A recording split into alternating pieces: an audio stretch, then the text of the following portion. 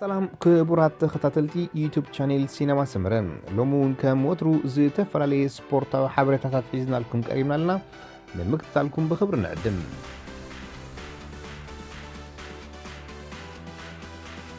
ኢጣሊያዊት ክለብ ናፖሊ እንተጻዋታይ ጀርመናዊት ክለብ አርቢ ላይፕዚግ ዲዮጎ ደመ ናብ መሳርዓን ምጽንባር ምሳ ክለብ ምስምምዓ ዕላው ገይራቶም እዛ ኢጣሊያዊት ክለብ ነዝወድ 28 ዓመት ጀርመናዊ አካፋፋሊ 12 ሚልዮን ዩሮ ወጻኢታት ገይራትሉ ዘላ ዲዮጎ ደመ ናብ ክለብ ላይፕዚግ ኣብ 2024 ብ35000 ዩሮ ከም ተሰጋገረን ምስታ ክለብ ድማ 214 ጾታታት አካይድዮም ጃፓናዊት ክለብ ዮኮሃማ ሎሚ ቀዳም ተጻዋታይ ካዚዮ ሺሚዮራ ውዕሉ ከም ዘናውሕትሉ ኣፍሊጣም እዚ ውዕል ናይ ተጻዋታይ ኣብ ታሪኽ ኩዕሶ እግሪ ዓለምና ፍሩይ ዝገብሮ እዛ ጃፓናዊት ክለብ ነዚ ቅድሚ 7 መዓልቲ መበል 50 ዓመቱ ዝጸንበለ ተጻዋታይ ውዕሉ ምንውሓቅ ክኸውን ከሎ ብዘይካዚ እዚ ተጻዋታይ ኣብ ታሪኽ ኩዕሶ እግሪ ሃገር ጃፓን ዝዓበየ ፕሮፌሽናል ተጻዋታይ ምዃኑ ዝፍለጥ ኮይኑ ን35 ተኸታታሊ ዓመታት ኣብ ሊግ ኤስያዊት ሃገር ምጽዋት ይፍለጥ ብዘይካዚ እዚ ተጻዋታይ ንሃገር ጃፓን ኣብ 89 ጾታታት ምውካል 55 ሸቶታት ብሽሙ ኣመዝጊቡ እዩ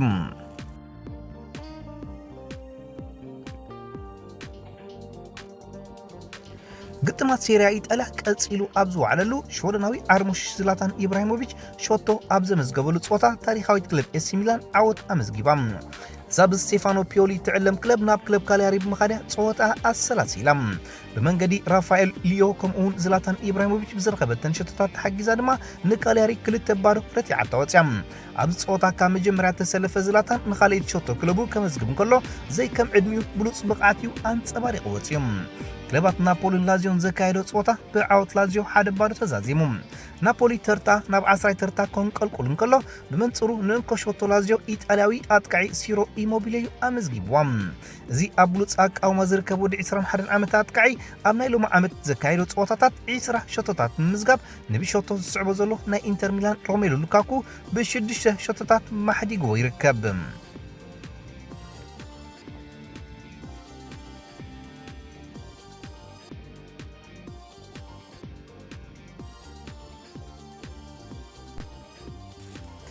ግጥማት ፕሪሚየር ሊግ እንግሊዝ ሎሚ ቀዳም ቀጽሉ ኣብ ዝወዓለሉ ኣቀዲመን ንሜዳ ዝወረዳ ክለባት አርሰናልን ክሪስታል ፓላስን ነይረን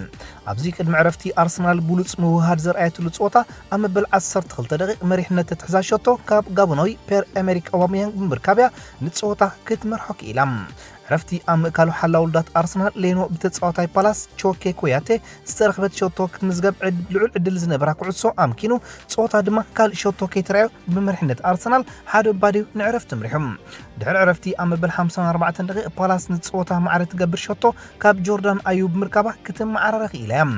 መበል 64 ደቂቕ ንቀዳሜት ሾቶ አርሰናል ዘመዝገበ ኦባሜያንግ ኣብ ልዕል ተጻዋታይ ክሪስታል ፓላስ ጀርመናዊ ማክሲሜር ሓደገኛ ፋውል ብምፍጻሙ ብማእከላይ ዳኛ ፖል ቴርኒ ናይ ስምዕታ ካርድ ክስማዓሉ እንከሎ እታ ፍጻሚ ሓደገኛን ኣብ ልዕሊ ማክሲሜር ድማ ከቢድ ጉድኣት ምውራዱን ብቫር ተራያ ነዚ ጋቦናዊ ቀይሕ ካርድ ክወሃቦ ይተራዩ ኦባሜያንግ ድማ ኣብ ናይ ጾታ ዘመኑ ፈላሚት ቀይሕ ካርድ ክወሃብ እንከሎ ክለቡ ድማ ን25 ደቂቕ ብ10 ተጻዋቲ ክትጻወት ይኽኢላ ኣብ መበል 78 ደቂቕ ተኸላኻላይ ፓላስ ቶምኪንስ ናብ ልዳት አርሰናል ዝለኣኻ ኩዕሶ ካብ ሕንጻጽ ተኸላኻሊ አርሰናል ሶክራቲስ ከውጻእ ብምኽኣሉ ፓላስ መሪሕነት ካብ መሓዝ ክዕንቀጹ እንከለዉ ድሕሪ ቁሩብ ደቂቕ ድማ ኣጥቃዒ አርሰናል ኒኮላስ ፔፔ ዘሃረማ ኩዕሶ ዓንዲ ልዳት ምህራም ሾቶ ካብ ምዃን ተዓንቂጻያ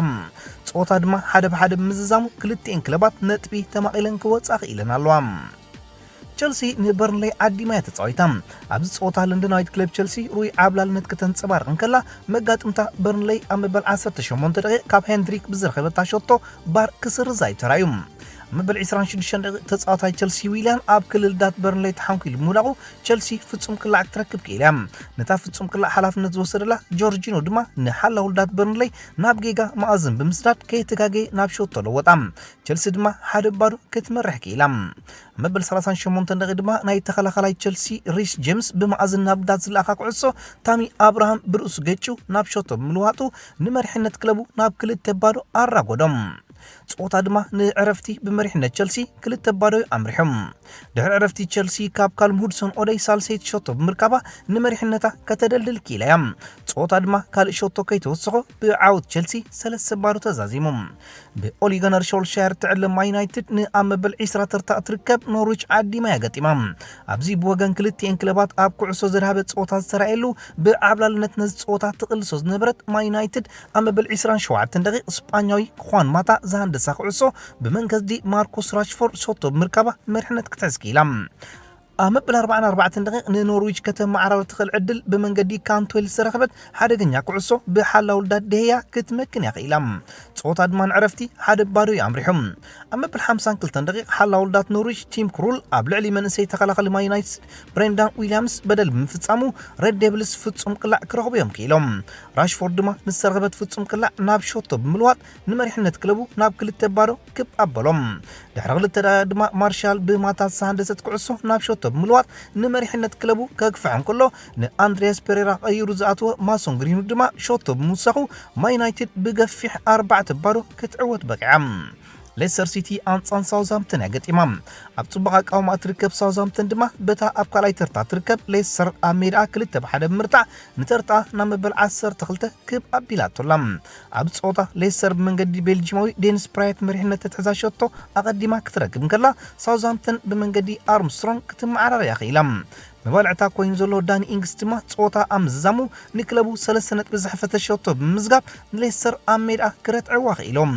ኣብዛ ጾታ ሌስተር ሲቲ ኣብ ውድኡ ግዜ ብመንገዲ ጆኒ ኢቫንስ ዝረኸበታ ሾቶ ብባርካ ኣብ ጾታ ውፃኢ ተባሂላ ብምስራዛ ሌስተር ነጥቢ ካብ ምምቓል ተዓንቂፃ ያወፅያ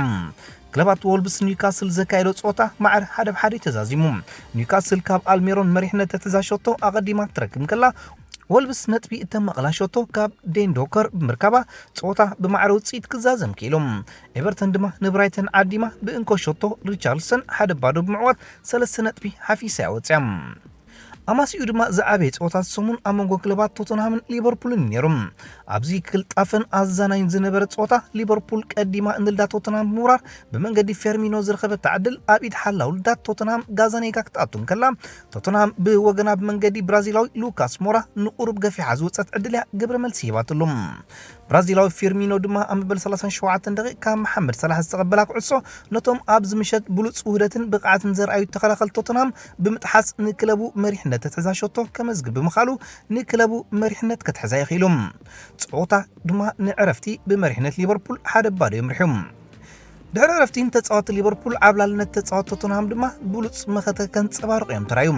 ደላዓሊ ናብ ዳት ሊቨርፑል ዝለኣኻ ሓደገኛ ፈተነ ብሓላውልዳት ኣሊሰን ቤከር ክትዕገትን ከላ ፈርሚኖ ዝረኸባ ዕድሉን ኣብ ኢድ ሓላውልዳት ጋዛኔጋ ክትኣቱ ያኽኢላ ኣብ መበል 61 ደቂቕ ጀርገን ክሎፕ ንኦክስለድ ቻምበርሌን ብላላና ብምቕያር ሚዛን ጾታ ክሕሉን ተወሳኺ ሾቶ ንምርካብ ክህቀንን ከሎ መቀናቕንቱ ጆዜ ሞሪኖ ድማ ጽምዲ ቅያር ብምግባር ንክሪስቲያን ኤሪክሰንን ዳኒ ሮዝን ብኤሪክ ላሜላን ጆቫኒ ሎሴልሶን ብምቕያር ሾቶ ክፈጥር ይፈቲኖም ጾታ ኣምዝዛም ድማ ተኸላኸል ቶተንሃም ሰርጂ ኦሬር ብክንፊ ናብ ልዳት ዝለኣኻ ኩዕሶ ኣብ ናፃ ቦታ ዝነበረ ሎሴልሶ ናብ ሾቶ ኣብ ምልዋጣ ድኽመት ብምርኣዩ ንክለቡ ነጥቢ ከተመቕላ ትኽእል ዕድል ንግዳም ክሰዳይ ተራእዩ ምዱብ ግዜ ብምእኻል ድማ ጾታ ብዓወት ሊቨርፑል 1 ባዶ ተዛዚሙ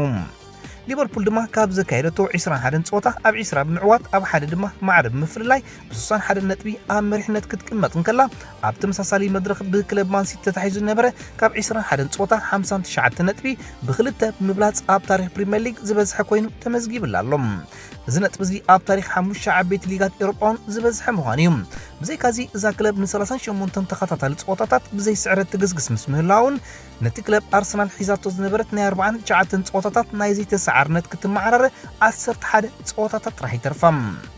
ሞ ክቡራት ተኸታተልትና ነዚ ናይ ኣርሰናል 49 ጾታታት ክሰብሮዶ ትኽብሉ ዋላስ ካብ ዝቕፅል ጾታታት ትዕንቀጽ መልሲ ናባኹም ንገድፎ ከም ትልሙድ ርእይቶኹም ኣብ ኮመንት